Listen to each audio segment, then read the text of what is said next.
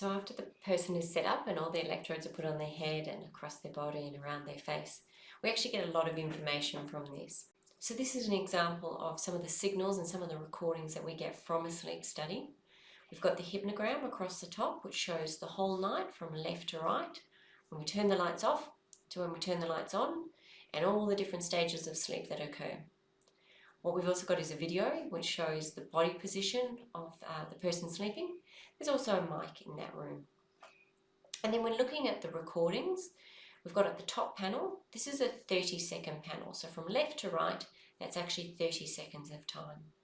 In the purple, we've got all the brainwave activity, so the EEG activity. In the blue, the channels below, this is your eye movement activity, so your EOG. We've also got in black the muscle activity that occurs in the tongue and the chin muscles. So these are from the sensors that are placed under the chin. And we use these signals together to decide what stage of sleep and to score what stage of sleep a person's in. And these are based on standard rules. And you can see there's lots of different colours in there and lots of different stages of sleep. What we know is we know that based on the scoring criteria that we have at the moment, there are two main types of sleep. So there's non-rapid eye movement sleep, which is comprised of 3 different stages. Stage 1, 2 and 3, and that works from the lightest stage through to the deepest stage. And they each contain slightly different criteria and scoring rules. And then we've got rapid eye movement sleep. And rapid eye movement sleep is the main stage of sleep where you get most of your dreaming. Also in this trace you can see is ECG, so we're measuring the heart activity. Below these panels, the bottom panel there, that's actually a 5-minute window. So from left to right is 5 minutes, and that's showing all the other signals. So at the top in the pink, we've got blood oxygen, and this is SpO2. Then we've got measures of airflow, and this is nasal airflow and also nasal and oral airflow. And these are represented by the red signals. And we use this to see if there's a respiratory disorder present overnight and whether the airway collapses either partially, which we term a hypopnea, or completely, which we term an apnea. Below those signals, there's some orange traces, and these traces come from the bands that are placed around the chest and the tummy, and they give us an idea of respiratory effort. Below that, we've then got some more muscle activity that's being measured, but this muscle activity is being measured from the legs. So these are 2 electrodes on either side that are placed on both the left and the right leg. And this tells us if there's any movement disorders, if someone's moving around during the night or if they're flicking their legs and twitching.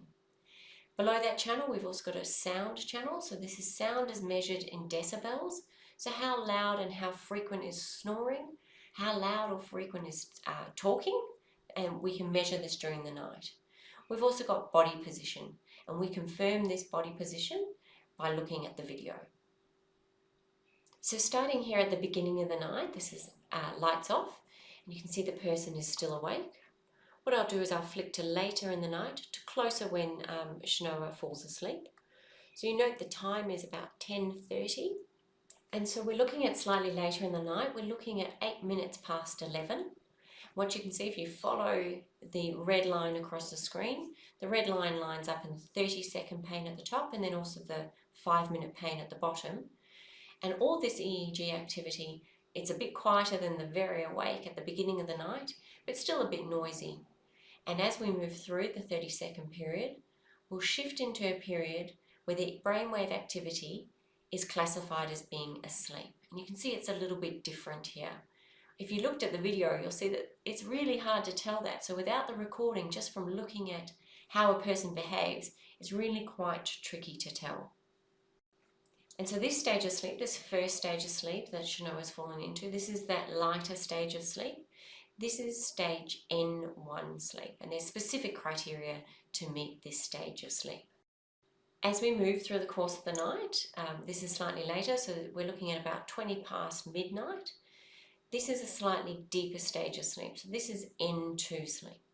And each of the stages of sleep have really important functions for your day-to-day activities and your overall healing and health.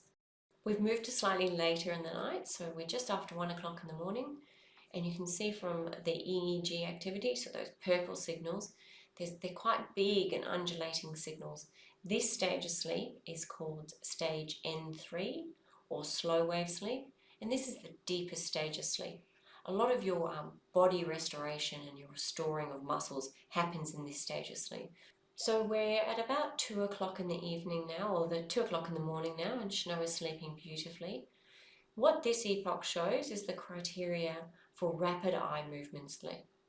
And if you follow through the red line, you'll see that the eye movements move in equal and opposite directions there. And so these are the eyes moving behind the eyelids. So those blue signals have moved. And that's how we know that Shano is currently in rapid eye movement sleep. What we also can see is that EMG signal, those black lines, they're really, really little, they're really low. There's almost no activity. And this is because all the other muscles, except those muscles that are used to breathe, are paralyzed during this stage of sleep. As I mentioned, this is the stage of sleep that most of your dreaming occurs, and we don't want to be acting out our dreams. So that paralysis is a safety mechanism.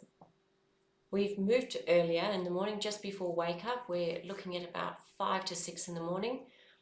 Shano's been sleeping beautifully. She's on her back. And what this epoch is showing you, if you look at the bottom pane where the respiratory signals are, there's been a decrease in flow. What happens here is the airway, because it's nice and relaxed, is closed slightly and caused a hypopnea. To end the event, what happens is the body wakes the person up, and you can see if you look at the video, there's movement, and then also if you look at all the EEG channels, there's a lot of noise. The body's woken up, it's opened the airway back up, and then it will slowly let the person fall back asleep. These are really quite normal and quite common, as long as they don't occur too frequently overnight.